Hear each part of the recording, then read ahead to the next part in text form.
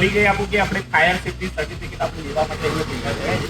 હવે આવનારા 2 વર્ષ માટે આપણે રિન્યુઅલ થયું. સૌથી પહેલાં ફાયર ડિપાર્ટમેન્ટ આપ્યું એ 3 વર્ષ માટે આપણે હવે અમને ફાયર સેફ્ટી ઓફિસરને હાયર કરવા પડે. એટલે હું તમારી જોડે બીજી જોડે 2 વર્ષ સુધી સંકળાયેલો રહી અને એવરી 6 મંથથી આપણે આવું નાનું પહેલાં દૂધ, પાણી વાળી શકાતું પાણી, ચાય પત્તી, અદરક, ઇલાયચી બધું મિક્સ બધું હોવું જોઈએ તો ચા બને. તો આગ લાગવા માટે તો 3 એલિમેન્ટ જોઈએ સર. પહેલું એલિમેન્ટ છે ઓક્સિજન, જે 24/7 ભગવાને ફ્રી ઓફ કોસ્ટમાં આપ્યું છે. સળગી શકે તેવી વસ્તુ. હવે ફ્યુલ ના, હવે સોલિડ ની અંદર ફ્યુલ કોણ આવે? સોલિડ એટલે ગન સોર્સમાં શું હોય? તો wood, paper, plastic, rubber. For example કે અહીંયા આગ લાગી છે, આ ફાયરની બોટલ છે ત્યાં આગ લાગી છે અને આ ફાયર એક્સટિંગ્વિશર આપણે દૂર છે, તો દૂરથી આપણે ફાયરના એક્સટિંગ્વિશર આપણે લેતા હોઈએ ને તો સૌથી પહેલા આપણે સ્ટાન્ડર્ડ ઓપરેટિંગ પ્રોસિજર બતાવું.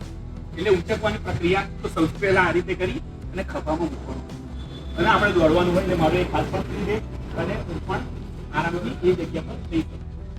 હવે બેનો ના ઉચકે તો કશો ખેંચી લાવવાનું. હા, આ તો સ્ટાન્ડર્ડ નિયમ આ છે.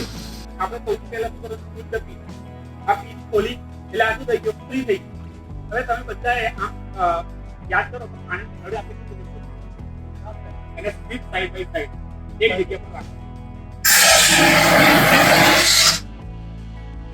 ત્રીજો આના માટે આપણે રોટેટ લેફ્ટ સાઈડમાં કરવાનું છે, પ્રેશર આપી અને આમાં શું કરવાનું છે સર? આની સેફ્ટી પિન આપણે વર્ટિકલ ખેંચીને આની પિન આપણે હોરિઝોન્ટલ આડી ખેંચવાની. અને બીજું કે આ યલો કલર છે સેફ્ટી માટે આપ્યું છે. જો આ પણ ધ્યાન રાખવાનું. આ છે ને યલો કલર સેફ્ટી માટે એ છે ને અત્યારે આ પિન જોડે કનેક્ટ કરે છે.